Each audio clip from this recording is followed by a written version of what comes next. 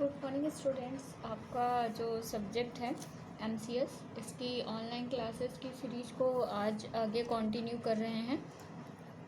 जैसा कि आप पढ़ रहे थे 12th चैप्टर डिजिटल मॉड्यूलेशन, है ना। डिजिटल मॉड्यूलेशन में हम बात कर रहे थे पल्स कोड मॉड्यूलेशन की, है ना। तो पल्स कोड मॉड्यूलेशन में मैंने आपको ये बताया था कि जिस तरीके से हम एनालॉग मॉड्यूलेशन करते हैं, तो एनालॉग मॉड्यूलेशन में सिंपल आप क्या करते हैं, हमारे पास क्योंकि जो भी हमारे पास ओरिजिनल जो फ्रीक्वेंसी रहती है वो क्या रहता है, एक एनालॉग सिग्नल रहता है ना। तो उसमें हमारे पास एनालॉग सिग्नल होता था लो फ्रीक्वेंसी का, जिसमें हम हाई फ्रीक्वेंसी का डिजिटल कैरियर मिक्स किया और सीधे हम क्या कर रहे थे, सेंड कर रहे थे। लेकिन जो पल्स कोड मॉड्यूलेशन होता है, इसे हम डिजिटल मॉड्यूलेशन करते हैं। डिजिटल मॉड्यूलेशन में क्या होता है, जो आपका एनालॉग सिग्नल होता है इसे हमें पहले डिजिटल सिग्नल में कन्वर्ट करना होता है ना। तो पल्स कोड मॉड्यूलेशन में मैंने यही बताया था कि इसमें जो एनालॉग सिग्नल का सैम्पलिंग करना, उसके बाद सैम्पलिंग सिग्नल को पल्स में कन्वर्ट करके उनको एक जगह से दूसरे जगह पे, है ना, सेंडर से रिसीवर तक ट्रांसफ़र करना। और इसके अलावा अब हम बात कर रहे हैं कि जो पल्स कोड मॉड्यूलेशन है वो होता कैसे है।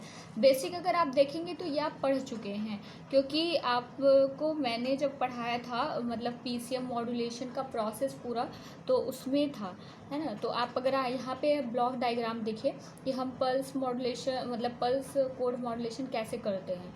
देखिए यहाँ पे क्या है, आपका एनालॉग सिग्नल है। एनालॉग सिग्नल का मतलब मान लीजिए अगर आप कॉलिंग कर रहे हैं तो आपका कोई ऑडियो सिग्नल है, ठीक है। तो इस तरीके का आपका एनालॉग सिग्नल है। आप ये पता है कि जो हमारे पास ऑडियो सिग्नल होता है ये क्या होता है, एक लो फ्रीक्वेंसी सिग्नल होता है ना। तो यहाँ पे हमने क्या लगा रखा है, लो पास फिल्टर।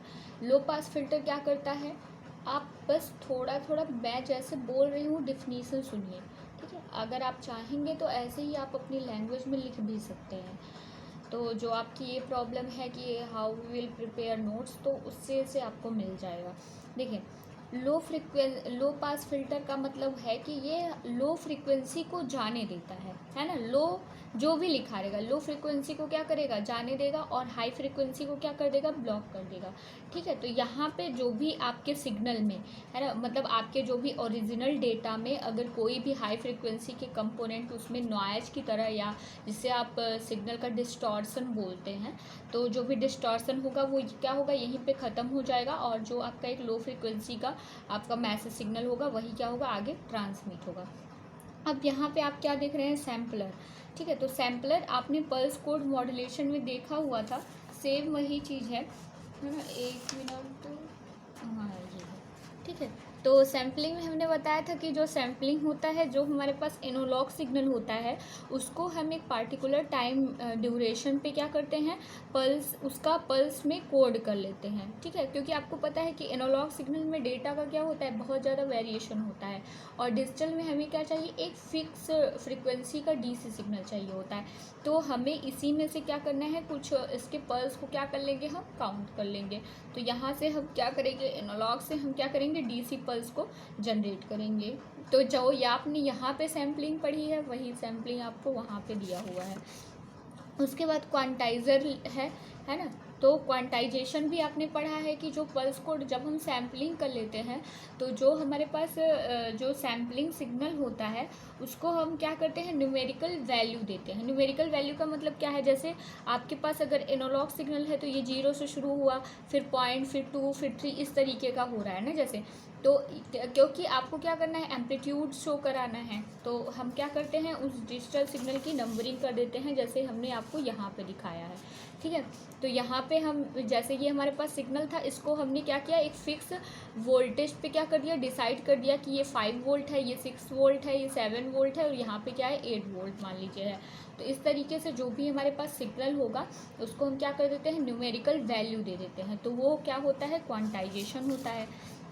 अब दिया हुआ है इनकोडर। इनकोडर में आपने पढ़ा था कि जो भी जब आप क्वांटाइजेशन में उसकी कोडिंग करते हैं तो हम उसको क्या करते हैं, कोई भी डेसिमल वैल्यू देते हैं। मतलब आपने देखा कि मैंने लिखा था 1 2 3 4 इस तरीके का।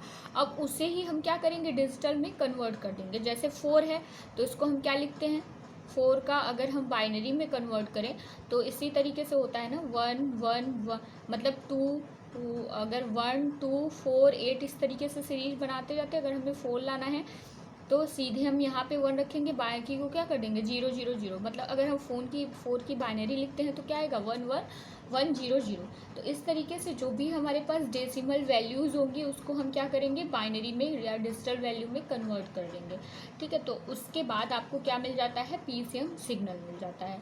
तो जैसे आपने वहाँ पे पढ़ा था सेम वही चीज़ है यहाँ पे मैंने ब्लॉक डायग्राम के द्वारा रिप्रेजेंट किया हुआ है। तो अगर आप प्रॉपर नोट्स की बात करते हैं, तो अगर हम पल्स कोड मॉड्यूलेशन की बात करते हैं तो उसमें आपको क्या करना है, सबसे पहले आपको पल्स कोड की डिफिनीशन लिखनी है, जैसा कि मैंने लास्ट क्लास में बताया हुआ था। उसकी डिफिनीशन लिखने के बाद आपको क्या कर देना है, यही ब्लॉक डायग्राम बना देना है। और आप देख रहे हैं ये क्या है, ट्रांसमीटर है। मतलब आप जैसे मान लीजिए A और B 2 स्टेशंस है, तो यहाँ से हमने सिग्नल को क्या किया, रिसीव कर ट्रांसमिट कर दिया। तो ट्रांसमिट किया, अब फिर ये उस डेटा को क्या करता है, रिसीव करता है। तो अभी रिसीवर पे जस्ट इसका उल्टा प्रोसेस होता है, क्योंकि आपको क्या करना है, ओरिजिनल मैसेज ही तो चाहिए। जैसे मैं यहाँ से मैं यहाँ से बोल रही हूँ, अब मैं बोल रही हूँ तो जो डेटा है वो किसी भी फॉर्म में ट्रांसमिट हो, आई डोंट नो, बट जब आप सुन रहे होंगे तो आपको इसी फॉर्मेट में मिलना चाहिए। मतलब जैसे इसका वीडियो बन रहा है और जैसे मैं ऑडियो बोल रही हूँ, तो आपको डेटा जो है वो इसी फॉर्म में चाहिए, मैच और मतलब उसका रिसोर्स चाहे जैसा भी हो सेंड करने का। ठीक है, तो आपको यही ब्लॉक डायग्राम बनाना है। फिर ये लो पास फिल्टर, सैम्पलर, क्वांटाइजर, इनकोडर, इन सब के बारे में मैंने बता ही रखा है। ठीक है, तो यहाँ से ट्रांसमीटर की बात हो जाती है। और अब आपको थोड़ा सा नया मिलेगा किसमें, रिसीवर में। ठीक है, तो रिसीवर में देख रहे हैं आप क्या है, पहला रीजनरेशन सर्किट है, डिकोडर है, DAC है, LPF मतलब वही लो पास फिल्टर है। फिर यहाँ से हमें क्या मिल जाएगा, ओरिजिनल सिग्नल मिल जाएगा। मतलब अब जैसे B के पास डेटा पहुंच गया, तो उसे कैसे पहुंचा, PCM के फॉर्म में। मतलब वो क्या होगा, एक डिजिटल डेटा होगा। अब वो उसे क्या करेगा, एनालॉग फॉर्म में कन्वर्ट करेगा। तो सबसे पहले जो रीजनरेशन सर्किट होता है ये क्या करता है, जो भी आपके पास डेटा होता है, मतलब वो जो पल्स के फॉर्म में होता है, उसको वापस से क्या करता है, रीजनरेट। मतलब आपको पता है कि जब आपने सिग्नल की सैम्पलिंग करी थी तो आपने कुछ पार्टिकुलर वैल्यूज सेलेक्ट किए थे, और इसका मतलब ये होगा कि आपने बहुत सारे वैल्यूज़ क्या कर दिए थे, रिजेक्ट कर दिए थे। तो ये वापस से सर्किट में सारे वैल्यूज़ को जनरेट करेगा, मतलब उसको एनालॉग फॉर्म में कन्वर्ट करेगा, है ना। उसके बाद आता है डिकोडर। डिकोडर क्या करता है, आपने अगर डिजिटल जब आपने वो पढ़ा होगा PD, मतलब कि वो जो आपका डिजिटल इलेक्ट्रॉनिक्स की बुक आती है, तो उसमें इनकोडर का सेम उल्टा प्रोसेस अगर आपने देखा होगा तो डिकोडर होता है।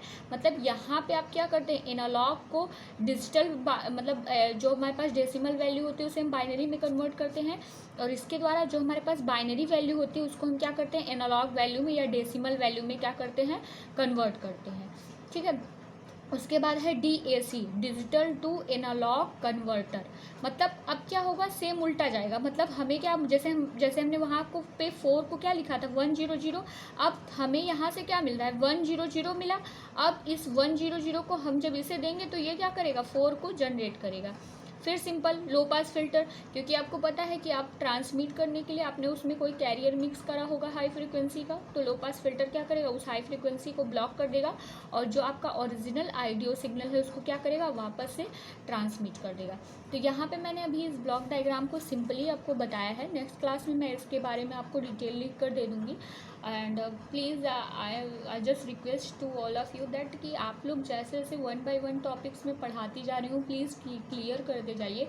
अदरवाइज़ जब सारे वीडियोस कलेक्ट हो जाएंगे तो you have to face so much problems, because अगर अभी आप कोई भी अपनी प्रॉब्लम्स बताएंगे कि हमें ये टॉपिक नहीं समझ में आ रहा है, तो मैं हेल्प कर सकती हूँ। बट अगर आप सारा डेटा कलेक्ट कर लेंगे फिर आपको भी वो बहुत ज़्यादा बर्डन लगने लगेगा और फिर दिक्कत आएगी। So please continue with your study है। एंड आई होप कि जल्दी से, क्योंकि एग्ज़ाम्स तो होने ही, और एग्ज़ाम्स के बीच में आपको बहुत ज़्यादा टाइम नहीं मिलेगा। तो अगर अभी आप कंप्लीट किए रहेंगे तो अगर जो भी 10-15 दिन का टाइम मिलेगा तो उसमें हम रिवीजन्स क्लास कर सकते हैं। Okay, thank you.